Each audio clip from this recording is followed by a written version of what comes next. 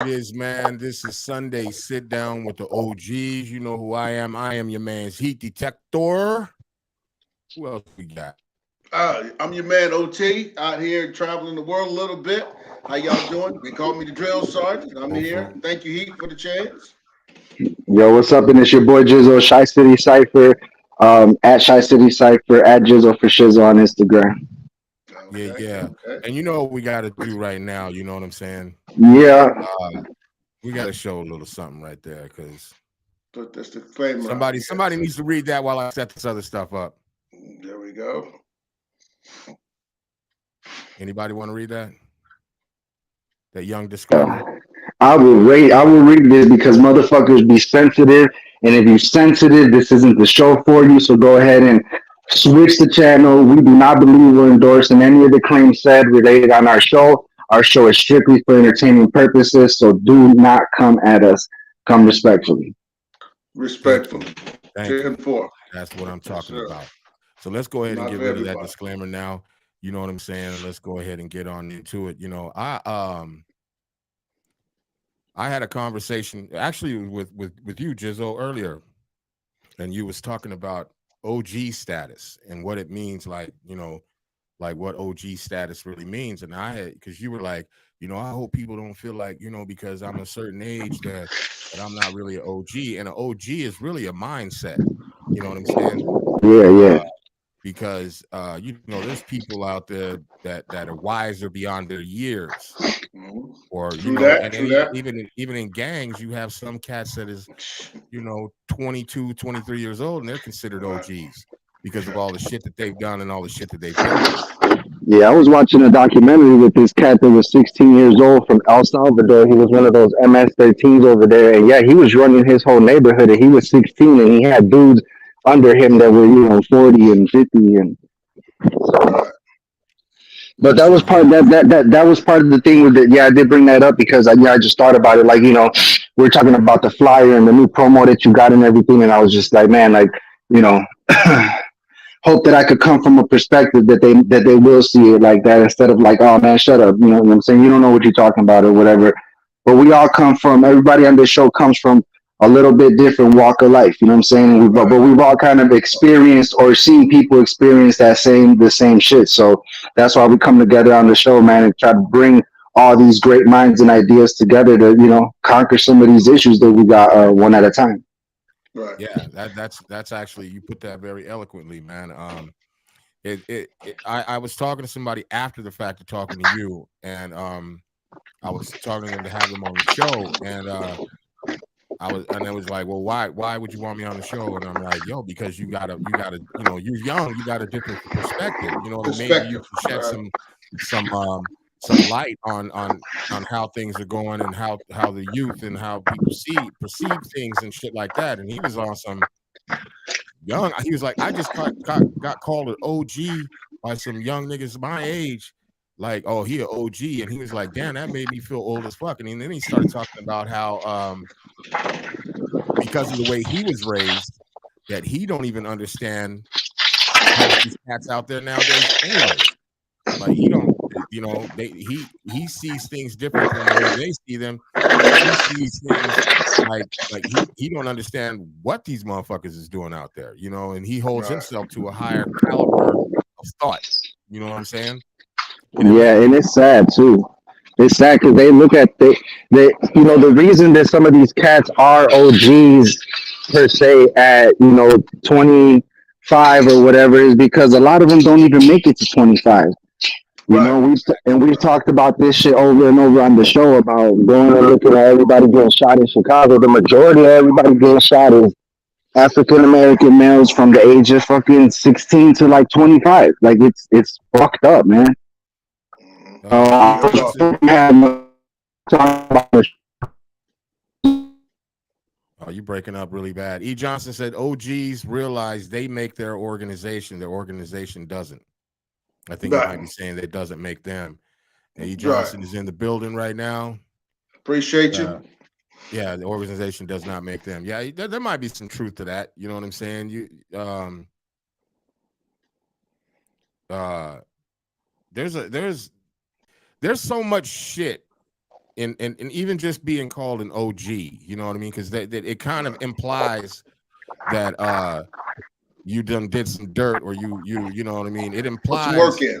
you put some Right. work in and you done did some Right. shit, so you got the respect of the streets. But an OG, man, is really a mind state if you think about it. You know what I'm saying? You know, without getting into any detail, I mean, we've all been through some shit and probably had to do some shit to get up out some shit. You know what I'm saying? Yep. Right. And so because of that, we all see things from a different perspective. Me personally, I've been very transparent. You know, I never thought I'd see myself in prison, but I ended up in prison. I never thought I'd see myself in jail or anything like that. But I had to go through those things. You know what I'm saying? And even I would even go so far as to say that I had to go through some of those things to get to where I'm at right now. You know what I'm saying? I don't know that they were necessary. You know what I'm saying? But as far as an OG, I mean, it going through those experiences along with my own life experiences beforehand, you know, I've been through a lot. You know what I'm saying? And so the OG status to me is when I look at a youngster with the wisdom that I have and the understanding that I have of all of those things, having been through them in the system and everything, and also being that I never went back. You know, I remember when I got out of prison, them motherfucker had said, "Don't worry, we'll keep the lights on for you." You know what I'm saying? And real quick, the first, because I went to prison twice. The second time I went back on a revocation, on a parole violation. But I made them revoke me because I was like, yeah, look, I'm not doing none of this paperwork. I'm not doing none of this shit no more. They said I couldn't self-revoke, and I said, well, if you put me back on parole, you're gonna have to come and find me because I ain't doing this shit. You know what I mean? So they ended up granting my wishes and sending me back. And the funny thing is when I left the first time, the guy said, "We'll keep the lights on for you." And I looked at him and laughed. I said, "Motherfucker, you ain't never gonna see me again." And the crazy thing about the recidivism rate is that even though I went back on my own terms, I still went back. Right. And I remember being right before they put me in general population. I'm in the cell. It's 23-hour lockdown, and that motherfucking same dude, when he saw my name, he came to tapped on the window and he said, "I told you, boy. I told you." Nothing ever hit me to the core of my being like that. And after I got out of prison, after I did all my time and got off of paper and everything, I like legitimately was like, these motherfuckers will never see my motherfucking face again. Right. I got caught up in the system, but I will never, ever get caught up in the system again. And how do I do that? Well, first of all, you know, I avoid the drama. You know, I you know what I'm saying? I try to stay unmessy. You know what I mean? Right. Watch your movement. See? Right. Go ahead, man. So that's what tells, you know, I think that's what gives you that OG status right there is you start thinking about those consequences of the moves you make, how you're making your moves, decisions you're going to make, and the consequences of it.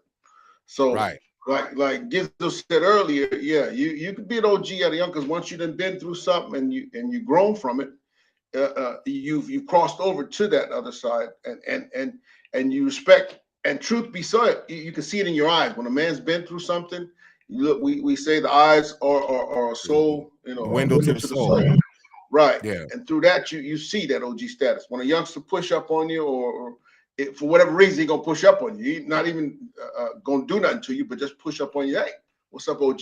He letting you know I see you. You know, he see it, and so, and that's not something I guess you could take by just the gray hair. Don't usually do it, you know. But it's your moves, how you move, your walk, how you position yourself. We talked about how a real man, a true man, never sits his back to the door. He keeps an eye on what's going on. I'm protecting what I'm dealing with. So that sets it right there. A lot of that tells you right there. This man's, you know, he's an OG.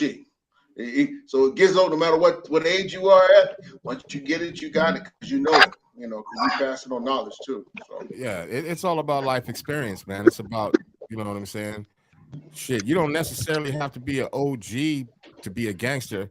E. Johnson says, live wise and move militant. I agree. Yes. I agree with that 100%. And even speaking on how drill sergeant OT over there said, you know, a man sits with his back to the door. You know what I'm saying? Like, especially when I'm with my family. You know what I'm saying? And I was talking to on the Unwrap show. My co-host was talking about how she be trying to mind her own business when she in Walmart and wherever, you know what I mean? She be hearing people say shit and she be wanting to say stuff. And I'm like, you know what? When I walk in them places, man, especially when I'm with my wife and kids, because of this fucking bullshit that be going on with these active shooters and shit, all I do is watch for the exits, watch who's moving around. I mean, when I'm in the store, I know I go to get what I get, but my eyes and my head are on a fucking swivel. You know what I'm saying? If I see a threat, nigga, we gone. You know what I'm saying? Shit, I don't know about the rock. I can't help everybody, but I know that me and my people gonna be about that jam, and we're gonna be outside talking to the reporters. Like, I don't know how they didn't get out. You know what I'm saying? We outside talking to y'all. I don't know what happened to them. Shit, I saw the motherfucker coming. Yeah, you know what I'm saying. True that. And then we ran through the meat department all the way back through the bakery and hit the back door. You know what I'm saying? Yes. But you know, that's just me. You know what I mean? And that ain't no scared shit. Motherfucker ain't scared. It's just, you know, you know, when you Jizzle, you said that shit to me earlier today too. You know, because I said, you know, sometimes, you know, motherfucker has a baby, you know, and you were like, shit.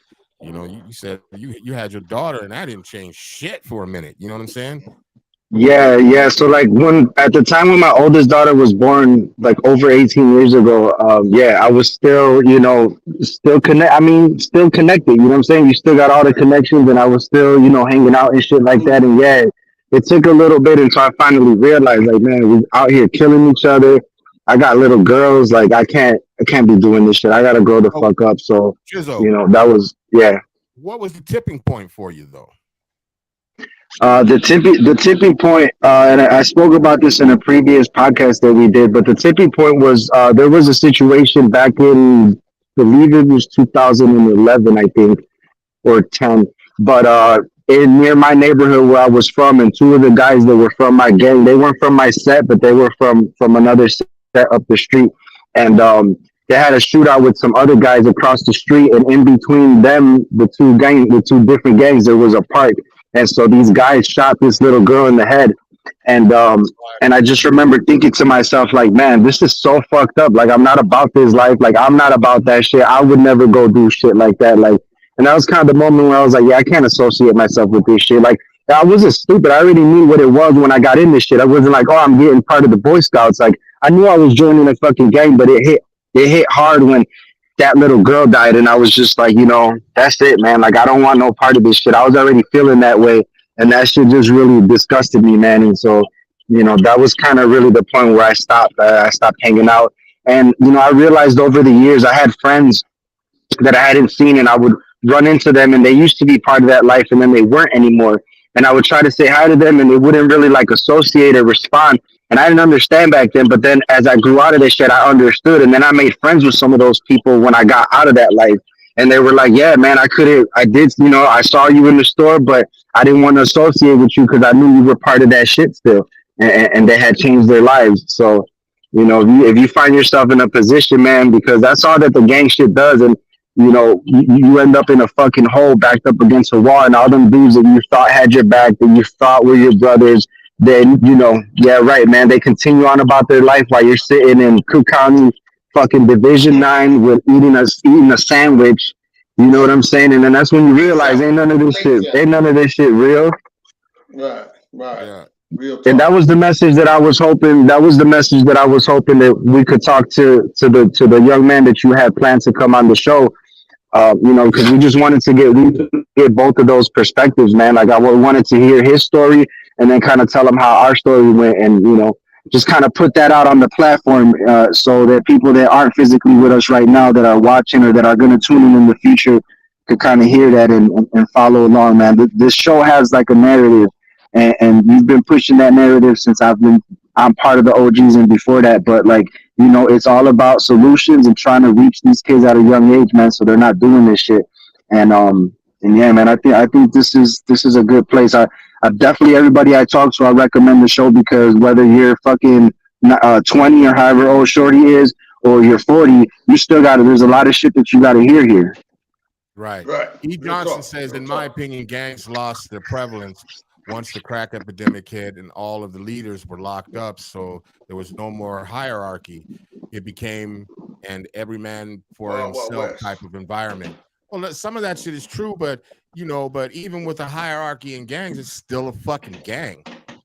You know what I'm saying? Yeah, the murder rate was still at 1,000 a year in any fucking city, any major city within the United States. It was still, Chicago was doing fucking 1,100-1,200 murders back in the 90s. So that shit about the drugs, that shit is true. And I mean, and I've done stories on Freeway Rick Ross, and I have interviews with Freeway Rick Ross where we talk about that. And he was the catalyst behind that whole fucking crack epidemic, and that with the CIA and the DEA and all of that shit. So that shit definitely took part, but it just, yeah, we just lost control of all that shit. And I don't think, it, like Isan said on a previous show, man, we're never gonna, like, you'll never conquer the problem, and shit is never gonna go away, but you could start picking at it and doing, everybody does their part, man.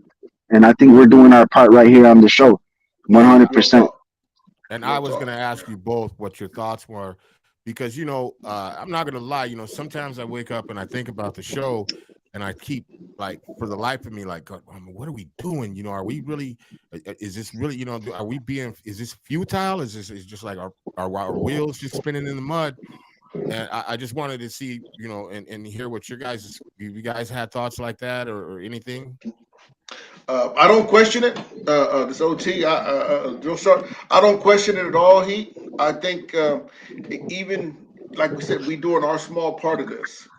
Right. And as long as we all try to do something positive as we move forward, and just speaking, like we were just talking before off air, each of us is all going to go through our own growth through what we're dealing with right now, just by us talking. We all on a positive tip. We're all raising our families. We're all doing what's responsible thing. But in our own personal life, again, we're going ready to do some more growth. I got flowers in front of me right now, and the flowers doing its thing by opening up every day, taking in water. And so we are also doing that same thing. It's a growth process. So we're all in that. Word. Yeah, for sure, man. And I'll follow up with, with that same question. We've been doing this put the guns down thing for, man, bro. We had a song called "Put the Guns Away" back in 2009, and we used to perform that song on stage, and we would bring the little kids that were in the audience onto the stage, and we had a little thing where a little movement where it was like, "Put the guns away," and have all the kids singing that shit. And as the years keep going by and you just keep seeing the homicide rate, it does kind of like pick at you like, man, what am I doing? Like, am I doing enough? But imagine if everybody that was saying that, and started feeling like that just stopped because they felt like there was no effect, and we wouldn't have people like Isan or Queso. Sorry, man, he changed his name. Sorry, Queso, if you're watching. We wouldn't have people like Queso. We wouldn't have people like Tio Hardiman. We wouldn't have community centers like 1213 on the south side on 63rd. We wouldn't, you know what I'm saying? Everybody would just fucking quit. So it's kind of like, man, you just got to keep it going, man. And even as small as it sounds, and maybe it's repetitive how people say, well, if I only save one person, yeah, save that one person. Fuck it. If that's all that happens, save that one person, and hopefully throughout our years, in that, for those that's watching that don't know, I'm the host, creator, and host of the Shy City Cypher. And that show has always been based around like showing people the positivity of hip hop, and like what the difference is between like the shit people are doing in the streets and the shit, what I'm saying, like the trap and all that kind of lifestyle versus the positivity that hip hop could bring into your life. And I had a cat come to a cypher, man, and he was definitely connected. I don't know what he was, but I know he was connected, and I had heard some of his music, and it was all like Glocks and crack and shit and all of this shit. And when he came to that cypher and like felt that positivity of hip hop when we were doing there, he pulled me to the side and he said, "Damn, man," he goes, "this shit was great, bro. I didn't know it was like this." He goes, I'm tired I'm tired of having to watch my back. I'm tired of rapping about bullshit, you know, and hopefully his path like changed in some way. But, you know, that's why we just continue to do this year after year. And hopefully we're sitting here in 10 years on a bigger platform with Oh sit yeah, down with the OGs, reaching a bigger, you know, right. a vaster audience. Yeah, Speak, but speak of just to be very clear, I ain't stopping. You know what I'm saying? But I know that the ugly vibes and spirits and shit do creep their little nasty little thoughts in there every once in a while. real talk. You know what I'm saying? And I check myself all the time because I do understand how important this show is. You know what I'm saying? And I do understand that like even if we reach one person, man, that's doing what we're That's supposed to big. Let's do. do it. You Right, know, and I right. just wanted to hear it from you guys, from yourself, because I already know how the fuck I feel. You guys already know I'm very passionate about the shit. You know what I'm saying? And uh, you know, it's just one of those things, man. You know what I'm saying? Because it just is. It's almost like getting up one day, you're like, damn, I gotta go to work. You know what I'm saying? Mm-hmm. Even though you know you don't want to, but you Mm, know too. you Right, got to. You know what I mean? And right. that's how like I feel about this. You know, I if I have any type of thoughts, I know that it's imperative that I continue to do this. You know what I'm saying? Because it has to reach somebody somewhere. I know it will, and I know it's going to. I have faith in myself. I have faith in both of you brothers, man. You know what I'm saying? And Yeah, man. yeah, I just wanted to hear, Words. you know, just about what y'all thought. You know, just real quick. E. Johnson says, y'all definitely doing your part on this show. Let me say that first and foremost. And he says, let me rephrase if I may. When I say gangs, I mean to say organizations. For example, the Black Panthers were labeled as a gang, but but they had a hierarchy and they brought food and their overall sort of trying to put on the right path. They look at you some ways as a joker. You know what I'm saying? Hip hop can bring positivity into your life, but hip hop is being derailed by trap. Hip hop ain't never going to be derailed. That's just a different. That's just some shit that's going on over there because there's a whole other world of hip hop, and by hip Yeah, hop, that's just a different division of it, and you know, and like they say, man, you can either use a hammer to hammer a nail, or you can fucking hit yourself in the dick with it. right? So you know Yeah. what I'm saying? Yeah, Real talk. That's some OG shit right there. yeah. And besides that, if It's we're gonna kind of talk like, about you know, hip hop is a culture. There's elements to it. If you're talking about the music, you're just talking about rap. That's just one part of it. And ain't no way in hell that trap shit is killing off anything about hip hop. Period. Um, nah, it's just a different division, man. We all like our little shit. Sometimes I ain't gonna lie, I'm guilty of it, man. I'll go to the club somewhere or be in the car and some shit'll come on and I'll turn up to it, but I ain't stupid either to go grab the gun and listen to what they're talking about, you know? Real big talk. Real facts. talk. Big facts. He said, truthfully, I think hip hop is something that we should protect at all costs, just like any man would protect his woman. It is what we made, and it is how we get our message out. Big facts right there, man. Real Big talk. facts. Real I was talk. just, but like, let's not get off topic. Because hip hop is a part of everything that we do. Some of us do every day, like myself. I live and breathe this shit. I've been doing it for many, many years. OT used to be a big hip hop head, pop locking ass Yeah. Real motherfucker, talk. one Real of the talk. baddest motherfuckers to ever pop I ever seen. And Jizzo, you in it, you knee deep in it too. You know what I'm saying? But that also, yeah, our power is what we have in hip hop is larger than any media company, Fox, MS, MEC, and what you have. It's Organization that can our get part. involved with it. Right. Yeah, Right. so Right. that's like part of the thing with what we're doing here because the music is a catalyst to also talk about a lot of shit and to Right. air out some Yeah. things. You know what I'm saying? Right. So the Yeah, music for part of sure. it. It's different than the battles that they used to have. You know, back in the day, it'd be like, you know, KRS-One versus, you know what I'm saying, whoever. And those battles just happened and everybody just continued about their shit. But now, like, I feel like these media outlets, bro, they're like all the drama and all the shit, man, like academics and shit like that, where they highlight the Chirac murders and they highlight the shit. And believe it or not, that shit does influence people, man, because people get so wrapped up into that into that whole life, and they know who's beefing with this, and 42 this is beefing with this, and like that. They get wrapped up in that shit, and they think that's how it goes. If you talk shit about me, I'm gonna slide. I'm gonna get the 30 clip, right? I'm gonna pull up in a stolen Kia and shit. They got the whole format fucking set down, and I do believe that is part of a bigger plan. And I don't want to get into no conspiracy shit, but I do believe that there is part of a plan that involves that involves it. That part of it, yeah. There's a part. We'll talk about it on another show. We'll get deep on it, but that shit is part of a bigger plan for all of us to just fucking kill ourselves off. It's the bottom line, and you know what the bottom line is, right?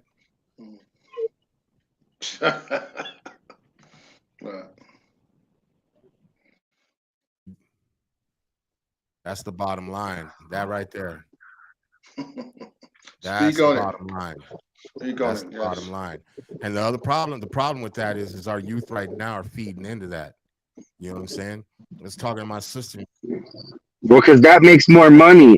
That I've always said that, bro. I've been on plenty news outlets, and I mean like news outlets like fucking ABC, NBC, Spanish Univision, and I've always fucking said that shit, man. That they don't want to focus on none of the good shit we're doing in Chicago. How many news articles you think came out about Chi City Cypher? Very few, one or two. It's been all the underground blogs that have covered us and shit like that. But these news outlets, they don't want to fucking, you know what I'm saying? They ain't portraying that nice. They want to let you know how many people got killed, how many robberies happened in the city. Fuck that, dude. It doesn't make money. It don't make money. That's why it don't make money. Listen, I was talking to my daughter about this shit, but I broke it down like this. People think that pit bulls are the number one biters, and they're not. Labradors are the number one biters. Man, look, I got bit by a Chihuahua. All right. Yeah, no, but I'm just saying. But the key to that is telling people that a Labrador mauled somebody is not sensational. Right. Saying that a pit bull mauled somebody is sensational news. You know what I'm saying? Yeah. So talking about the good in Chicago is not sensational. You know what I'm saying? Saying that multiple people got shot and killed is sensational. Right. And it moves the political needle, so to speak. You know what I'm saying? So, you know, and then, you know, with our kids today, they're so desensitized to everything, being the social media and all that shit that you know, it's really back again to the motherfucking parents. I was talking to my nephew. See, this shit gets me riled up because I was talking to my nephew today, and he was telling me how, you know, well, he's like my son, but you know, but he's my nephew. But it's like his daughter, my like great niece, but she's my granddaughter. You know what I'm saying? And how she's 3 years old, and he's got, you know, she's got her own tablet, and she knows how to plug it up. She knows how to get in. Get their passcode, which is teaching her numbers and everything. But then he said, he said he took off YouTube off of that completely. Okay. He took off all the other shit off of there. So really, the only thing she has access to is her games and things like that on her tablet. You know, they're all like school games and shit like that, ABCs and things of that nature. But he took it off, and he said, because he goes, I see these motherfuckers outside, because my nephew, he be outside, he be doing his thing, you know what I mean? He's trying to get his life back together, or his life's together, but he's, you know, trying to stay off the streets. But anyways, he was just like, I see these young motherfuckers and what the shit they be talking about and the shit they be doing, and a lot of that shit they be watching on YouTube, they be going back and forth on TikTok, they be doing all this dumbass shit on Instagram. And he was like, I don't want my daughter to be that way. I don't want her to grow up being, I just throw her a tablet and she's just over there on YouTube and watching all kinds of crazy shit. Or even for that matter, maybe even somebody tells her how to get on Pornhub or something. You know what I'm saying? Or, and being contacted by people too, bro. One of my friends, her son ended up getting text messages from a random place that ended up getting them into doing, you know, stuff like, you know, on apps and taking pictures of, you know, checks and stuff like that. And it's like, it's really scary. And you could teach them and train them with all the right knowledge. And these people can still reach out to them, man. That's why it's like a constant, it's a constant thing where you got to try to stay behind them and try to monitor that, because even the best of kids could be influenced. I would like to think that I was raised right, man, and all this, and I still was stealing cars at 14. I was 14 years old when I stole my first car, 17 when I stole my second car, and a bunch of shit in between that. So, my mom didn't raise me like that. My dad didn't raise me like that, but I was still just fucking up, and that's why it's important to have a mentor, to have somebody that can talk to you or reach out to that kid, because yeah, man, like we said, even if you just affect one, you know what I'm saying? That shit still it still counts. Yeah, big facts. Real talk. My daughter just came back from Miami. She's 18. Oh, she made it back. Good. Oh yeah, yeah. Oh, And she went out there. Her and her friends, they had been planning this trip for months and months, probably 6 months, probably more. And before they left, I just talked to her every day. You know what I'm saying, about what to do, how to carry herself, and everything. For months before she left. And as she left, I just said, you be careful, you take care of yourself, I trust you, blah, blah, blah, blah, blah. We get in the car, my wife was like, I don't know, I'm getting worried. I said, we, like, to paraphrase what I said, was like, we did everything we can do. You know what I mean? Now it's up to us to have faith in her. You know what I'm saying? Yeah. That she's going to make the right decisions, and that she's going to understand when she gets out there. You know what I'm saying? Because really, if she in Florida, ain't really much we can do if she gets into a jam. At the best, I could be there in 5 hours, maybe. Right. Real talk. If I run to the airport, grab a ticket, if I can find one, and get on a plane and get there, it's going to be 5 hours before I get there. You know what I'm saying? And so we have to have faith that they're going to make the right decision, and that's a tough thing. Because my wife was calling her every day. My daughter called me last night right before they came, and she's like, would you please talk to mommy? She won't stop calling me now. She's calling my friends. She don't trust me, and da-da-da-da-da. And I'm like, calm down, it's going to be all right. You know what I'm saying? She's like, I told her, my dad don't even call me. I don't call. I'll text her when she was out there, like maybe 2 times, to tell her I missed her and shit, tell her to be safe. But she texts me too, good morning, I miss you, you know what I mean? It's just, I don't need to be putting no extra shit on her mind, getting her stressed out while she's out there trying to have her little time of her life with her little buddies, you know what I mean? But I also tell her, you remember what the fuck I told you, you know what I'm saying? Real. Don't fall for the okie doke. Keep your motherfucking head on a swivel. Don't drink nobody's drink. Don't be going nowhere with nobody. You know what I'm saying? Mind your fucking business. You know what I mean? Right.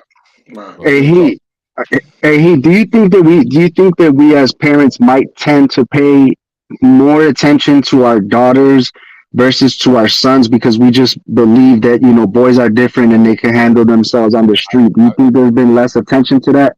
Not you specifically, just saying, I'm saying in general in the conversation. I have a kind of a theory on that, man, because this can be no surprise to any one of you motherfuckers, or any one of you motherfuckers outside of this that are listening to this motherfucking show. This shit should be no surprise to you, what I'm about to say. And I firmly believe this shit, because when women have a boy, there's something about the boy and the mother connection between the mom and daughter and shit, and that shit happens that way. With men, that's instincts in nature, right? Yeah, and I think men, we teach our daughters how to be women. I honestly do, because there would be times like when my daughter was really little, she'd be doing shit, and I'd be like, "No, you don't sit like that," or "No." Right. And she'd be like, "Oh, you're bugging. Leave her alone. She's just a baby." But no, because we perceive things differently, and we see things like, okay, so if she gets older and she starts acting and talking like this and being like this, this is gonna bring this type of attention to her. She doesn't carry herself a certain way. I said it before on another show that we did. I taught her at a young age, if a man doesn't walk on the outside, you don't have, if you have to tell that motherfucker to walk on the outside of you, and this may be old school and stupid, but true talk, if you have to tell that motherfucker, he ain't for you. Right. He ain't for you. A lot of these kids are just dumb too, man. Ain't nobody ever said that shit to them, because I see that shit all the time on the street. And those are just like kind of some old school shit that you get handed down from an OG. It's an OG to tell you shit like that. Either that or your dumbass got schooled by your girl and she fucking moved you to the fucking side of the street, I got this. Right. Because I remember being young and forgetting to do that shit, and this girl was like, man, stand over here. And I was like, shit, you're right. I bet you her fucking daddy told her. Right. Exactly. Her daddy must have told her because she was ready. She knew what the fuck was up. That's just like, that's my thoughts. People can think different, and I don't really give a fuck what anybody thinks because I'm the one who has to care for my daughter. Don't take that anyway because I don't want any harm for anybody's daughter or son. I understand that, like with my sons, the older they get, the closer we become. Right. The older they get and they start reeling away from their mom, like, God damn, she's overbearing and blah, blah, blah, you know what I mean? That's when they start coming closer. Now, usually that shit don't start happening until they're in their fucking 20s. That's, to be honest, that's just my opinion. And my opinion is also going by my experience. You know what I'm saying? Right. And as far as my daughter in the first beginnings, yeah, I would walk her. I would sometimes do her hair, whatever. But it was really like her mom, they were in I don't know, it's kind of weird, but the older she got, I'm the one that she really wants to talk to and sit down with and wants to know what's on my mind and make sure I'm okay mentally, you know what I'm saying? And always trying to look out for me. She's almost like, like she's like almost like the roles reversed, like the mom, she's like my little mom, you know what I'm saying? You're always worried about me and making sure I'm okay and everything, you know what I mean? And I love it, you know what I'm saying? But, and just like he said, saying I take pride in being a father of daughters. Yeah, as you should, bro, as you should. And to allude what Gizmo just said, yeah, we do think the boys like, because I'll be goddamn, you come in here with a scraped knee and you barely bleeding and you're crying. Well, if you don't get your ass back outside and go fucking play, you know what I'm saying? Like, I mean, but that's also how I grew up. And I was talking to somebody today about the different generations and shit, and they say Generation X, that would be us. You're a millennium, Jizzle, right? You're a millennium, right? You're a millennium. Yeah. See, born in 84. See, they say the Generation X, we come from the baby boomers. These motherfuckers been through wars and all kinds of shit, seen bodies blow up in front of them, shell shock, fucking women were getting beat on in the homes. Everybody got beat up, motherfucker. You know what I'm saying? There wasn't no such thing as a bully, because if you got bullied at school and you came home with a black eye, you better go back outside and whoop that motherfucker's ass, or you're gonna get whooped again. You know what I'm saying? It was a tougher time, and they say that our generation, drill sergeant OT, real talk, has been the last of the hardcore generation. Right. You know what I mean? Because these kids don't know how to get around without Google Maps, and some of these fucking adults too. You know what I'm saying? Like they gotta, man. They can't read a map. Yeah. They can't read a map. When I was younger, and I don't even like just turn this into a bunch of old time stories and shit. But when I was, younger, like when we traveled across the United States in our car, nigga, we had a big ass map. You had to have somebody in the car on the other side. Where point? Okay, you know what I'm saying? Like you had to learn how to read a motherfucking map. You had to go to the gas station and buy a big ass motherfucking map, unfold that bitch in the car, and be like, all right, make an X. This is where we are right here. Now we need to get got your finger on the paper, like, and then we got to go this way. Okay, and then we get yeah. None of that. Look, turn left into. None of that shit. Yeah, they don't know shit, man. I went to I stopped at a Cracker Barrel last week and went in there to grab some hash brown casserole, which is my shit. But anyway, so when I'm coming out from the door, I see a group of like 5 or 6 people approaching. In the front of that group is 2 senior citizen women, white women. I guess that didn't matter, but whatever. 2 senior citizen women. They're about 70, 75 years old. In back of them is like 3 or 4 15-year-old boys. You can tell it's like their grandkids and shit. So I hold the door open, and I'm expecting to just hold that door open for the 2 women. And what's supposed to happen next? One of them little kids is supposed to grab that door so that I could go, and they continue to let everybody in. That's how it works.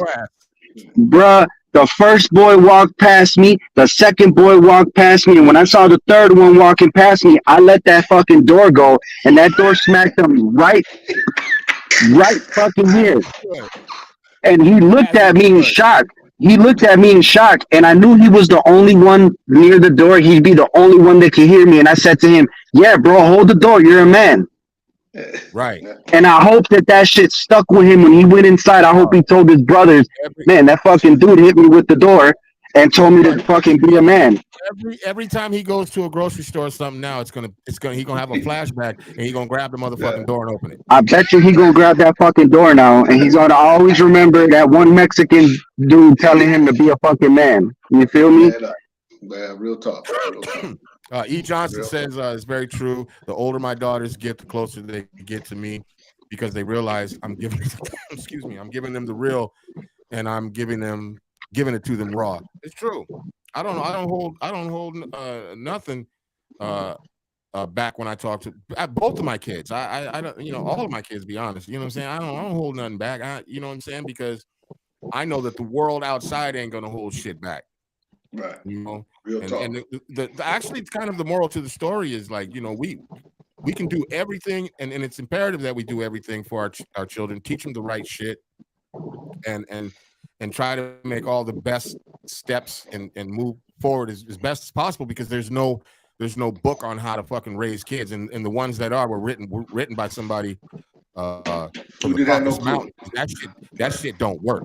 But the hope is that we give them the right information, feed them the right shit to their brains and their bodies, and then once they walk outside their door, ain't shit we can do, because they got to deal with the world outside. You know what I'm saying? That doesn't mean they can't come home and get a hug and come home and talk about the problems and shit, but they also got to know that when you step outside that door, mommy and daddy ain't here to help you. You got to make those right decisions. You got to move in the right direction. You know what I'm saying? Because if not, then what? Consequences. There's going to be consequences. Man. It's going to be big consequences. You know what I'm saying? God forbid any harm or anything goes to them, but it's consequences. And that's another thing that we still got to be talking about. Is I think we should be talking about more is it's just like helping maybe somebody out there that doesn't understand that there are consequences to your fucking actions. Right. So, speaking about that, I was thinking, even though Shorty's not on the show today, I still like for all three of us to give him some kind of a message, so that when you do send him the link and he does sit and watch this shit, he at least still gets the message there. I mean, and we've been given knowledge since we started the show right now, but specifically to that young man. He just texted me. He said he couldn't make it because he had to pick his baby mama was stranded somewhere and he had to pick her up. I said, cool. Okay. No worries. But whenever he decides to come and sit down, I ain't telling him shit, because I don't want him to script anything in his fucking head. You know what I'm saying? I want him to be bombarded and blasted with the truth. And then his response are going to be organic. They're going to be knee-jerk responses.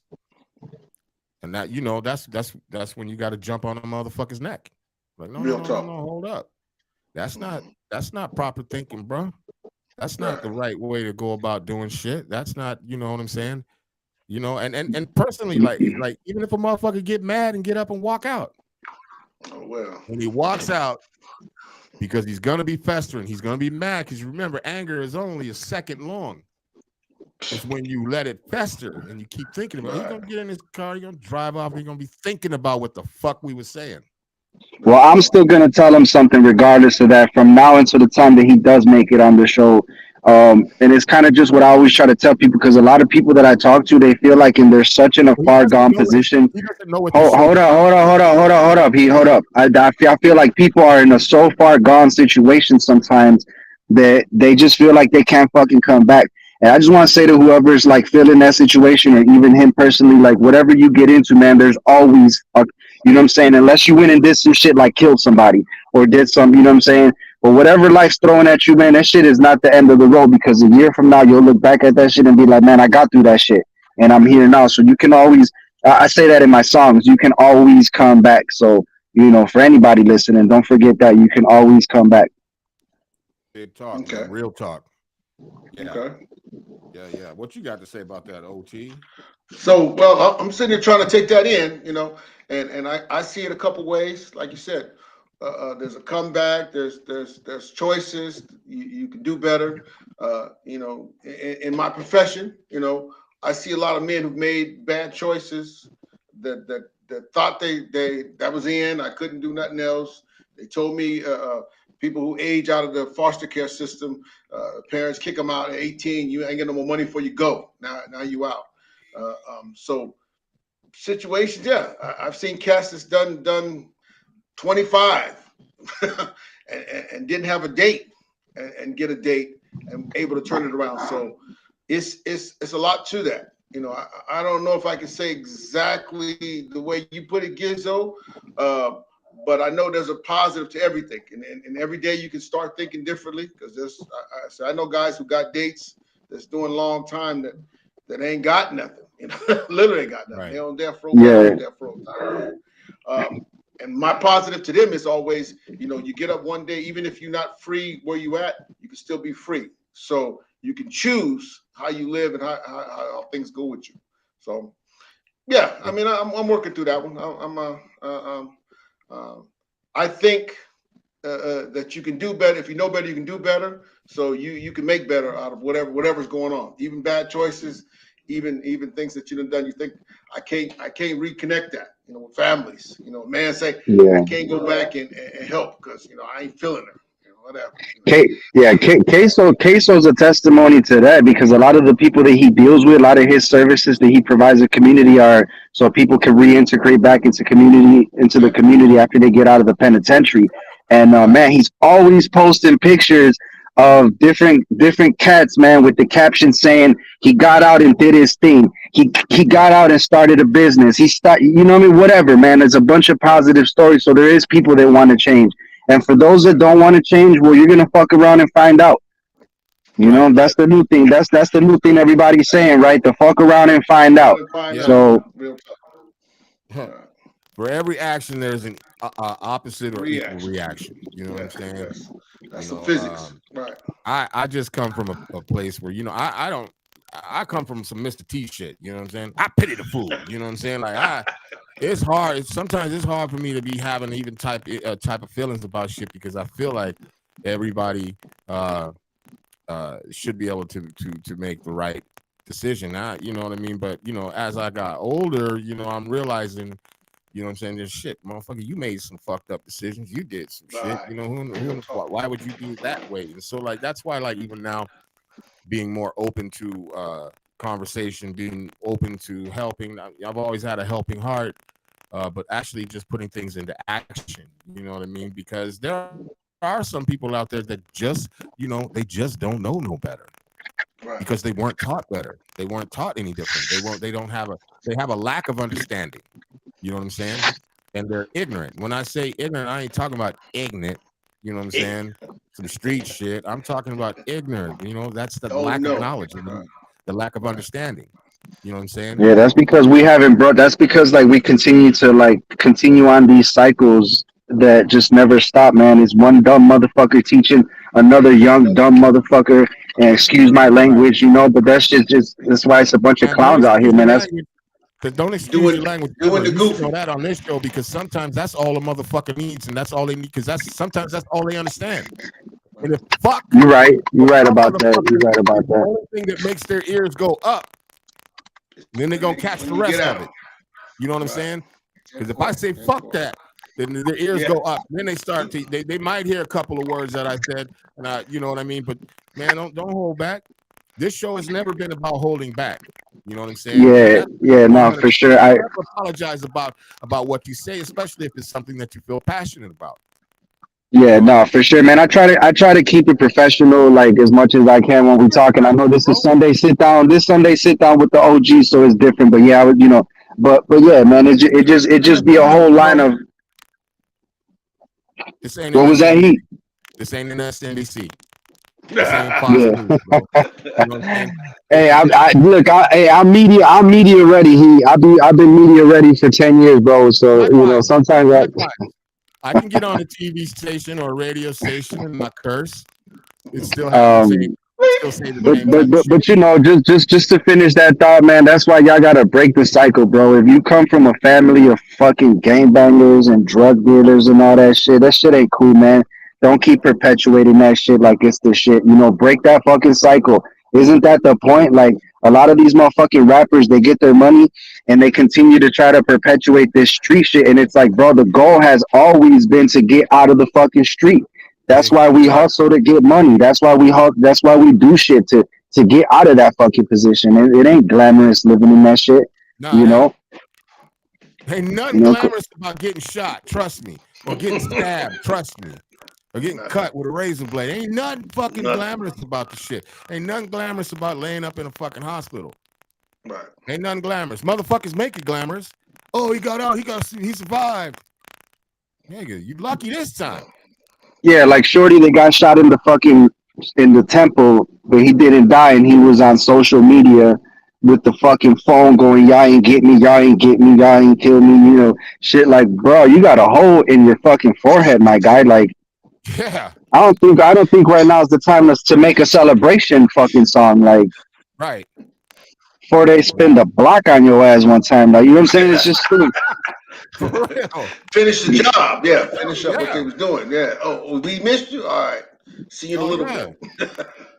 They ready. They probably already plotting to get I back. seen something. I seen something that said that when King Von died, that there was no funeral home would accept his body.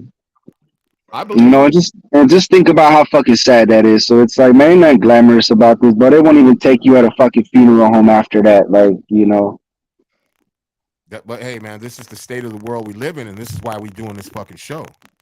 Right. You know Yeah, what I'm saying? for sure, man. That's why this show and the people tied to this also have art backgrounds, and that's why I like to talk about that on the show. That a lot of the way we could reach out besides doing this, and for anybody that's listening that doesn't have the option to be on a podcast to reach out to somebody through the arts, there's other ways that you could reach out. A lot of people in my inner Chicago hip hop circle, they're breakdance instructors. My guy Artistic, who's the head of Shy Rock Nation, is a breakdance instructor with like first graders. You know, think about that. That's amazing, man. First graders, and he's teaching them kindergarten, teaching them how to break dance and shit. You know, and different people that I know. Yeah. By the way, in 2024, breakdancing will be in the Olympics. Olympics, yes, sir. Speak So, on you it. know, Yes, that's a big sir. deal. So that's a child right now learning how to breakdance can be the next gold medalist. You know what I'm saying? In the Olympics. So that's a And they big should have been that. Look at how long it's 50. Hip hop is 50 years old this year, man. Right. And look at how long it's taken to even get those kinds of acknowledgments and to get like hip hop incorporated into like the politics in our city, you know, and people that I know have had to fight to push shit across the desk of these people that are downtown to just be included so we could be included in shit. There's art, there's music, and there's a bunch of other things that are in the Library of Congress now that are affiliated and like Nas, just his Illmatic album just got put in the Library of Congress. You know what I'm saying? And speaking about museums and things like that, shout out to Chicago Hip Hop History Museum. It's over on the south side. We'll throw the address into the comments, but they've been documenting Chicago hip hop, and it goes back all the way into the '70s at the beginning of hip hop, man. And there's so much knowledge. Y'all could go get a tour over there. It's like $12. They're there like Monday through Friday or something. But y'all look it up. It's called the Chicago Heritage Hip Hop History Museum. And yeah, man, it really details like how this shit is just, we've been doing this in Chicago, and y'all can just go see it now, man. So shout out to all them brothers over there, Artistic, you know, B Gorman and you know, and Kingdom are people that run that shit over there. Beautiful. Yeah, Beautiful. word up. Before we go, I know y'all see this sitting here, right? Yes. So I want everybody out there, if you're watching this now or watch later, go onto my Facebook page, Heat Detector Unwrap. And it's right now. pinned. If you go in there, hit that link and like and subscribe to our YouTube channel, I will be picking a person randomly to win this Zoom PodTrack P8. So like you get, hey, this might be the start of your big dreams right here to help you with your podcast. But all you got to And do, literally just said that in the last 2 minutes. People that might not have an option to do a podcast, so stop fucking around. Go like the page, comment, subscribe, win that shit right there, bro. That shit might change your life. You know what I mean?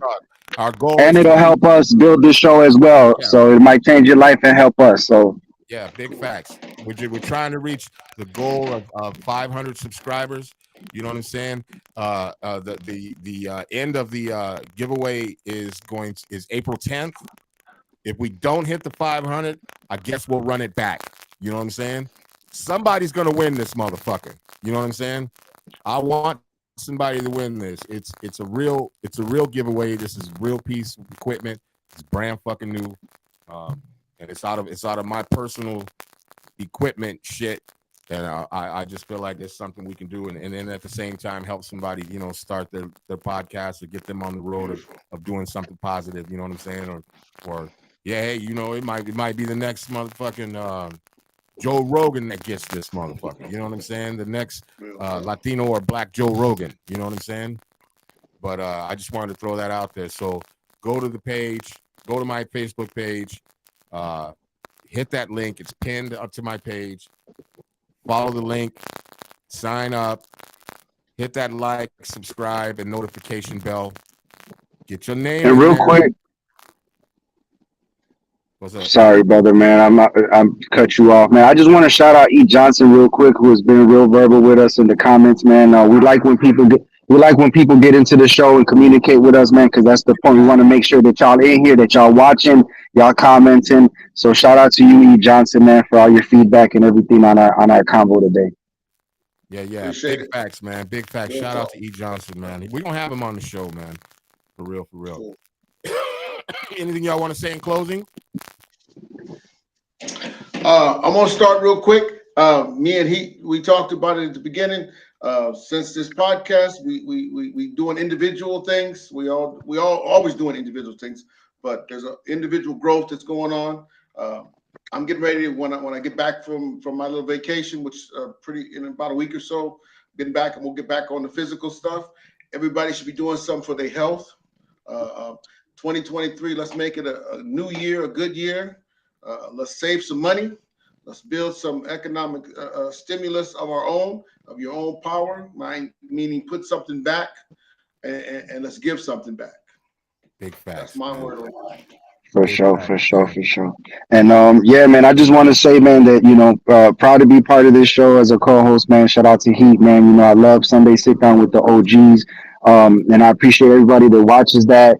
If y'all want to follow me, y'all could go on Instagram, Jizzo for Shizzo. So Gizzo. Type in the number 4. I'll be the only one that comes up. Follow the page. I also do Shy City Cypher, so follow that on YouTube. Go watch. We got 36 volumes out. Been doing it for almost 10 years. So y'all could just follow everything we do, and make sure to subscribe to everybody's shit, man. Follow all of us. I believe we're all tagged in this post with the live, so make sure to follow everyone's page and just stay in tune. Right, big facts. OT, you got any social out there, media you want to? No, I'm figuring it out. Well, okay, cool. Well, I'll put it to you like this, and I'm in this like this, real quick. Like, usually I'm long-winded on my ending, but I'm going to be real quick. One thing I want to say for sure is that I appreciate anybody and everybody that listens to our show, that takes the time out of their day or their night to listen to it, or even listen to it or watch it live. On that note, I want to give a shout out to Queso and Yulan. Thanks for everything that you do, brother. You know what I'm saying? We be in tune. I'll be in tune with you tomorrow. The other thing, man, I feel honored and blessed to have you guys on this show, man. It makes a huge difference, you guys being here and giving your thoughts and your perspective, man. And I really, honestly appreciate the fuck out of both of y'all. You know what I'm saying? Because y'all could be doing whatever the fuck else you want to do, but you take the time out. I know OT, your ass is over in Germany right now.